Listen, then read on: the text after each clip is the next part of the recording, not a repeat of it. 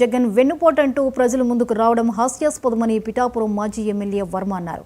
జగన్ తన సొంత కుటుంబానికే వెన్నుపోటు పొడిచారని ఎద్దేవా చేశారు. లిక్కర్ తదితర కేసుల్లో వైసీపీ నేతలు వరుసగా జైలుకు వెళ్లడంతో జగన్కు వణుకు పుడుతుందన్నారు. సీఎం చంద్రబాబు మెగా డిఎస్సీ ప్రకటించారన్నారు. రోడ్లకు మహర్దశ తీసుకువచ్చారన్నారు. రాబోయే రోజుల్లో మరిన్ని పథకాలు అమలు చేసేందుకు కూటమి ప్రభుత్వం కట్టుబడి ఉందని వర్మ తెలిపారు.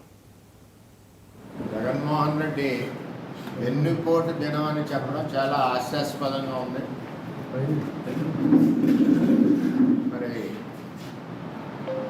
ఒకసారి జగన్మోహన్ రెడ్డి పరిపాలనలోకి వెళ్తే అసలు వెన్నుపోటుకి గొడ్డలి వేటికి జగన్మోహన్ రెడ్డి పేటెంట్. ఆస్తి కోసం తల్లిని చెల్లిని ఇంటి నుంచి గెంటేసి కుటుంబ వ్యవస్థకే వెన్నుపోటు పొడిచిన ఘనత జగన్మోహన్ రెడ్డి. 5 ఏళ్ల పాలనలో 85% హామీలను ఎగనామం పెట్టి ప్రజలకు వెన్నుపోటు పొడిచారు. అందుకే వైఎస్ఆర్ పార్టీని స్థాపించిన శివకుమార్నే వెన్నుపోటు పొడిచి పార్టీని కబ్జా చేసుకున్న ఘనత మన జగన్మోహన్ రెడ్డి గారు వెన్నుపోటు. అయితే నేనేం చెప్తున్నానంటే,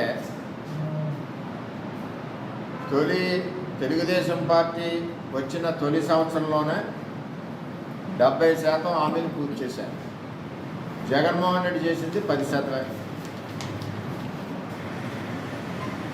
మద్యపాన నిషేధం చేస్తాను, ప్రజలను కాపాడుతాను, మహిళలను కాపాడుతానని చెప్పి విషపూరిత మద్యం ఇచ్చి ప్రజలను చంపి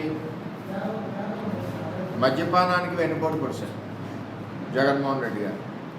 మెగా డిఎస్పీ పేరు చెప్పి యువకులందరినీ కూడా వెన్నుపోటు పొడిచి ఆఖరి డిఎస్పీ లేకుండా చేశారు. జగన్మోహన్ రెడ్డి వెన్నుపోటు దినం అని చెప్పడం చాలా హాస్యాస్పదంగా ఉంది.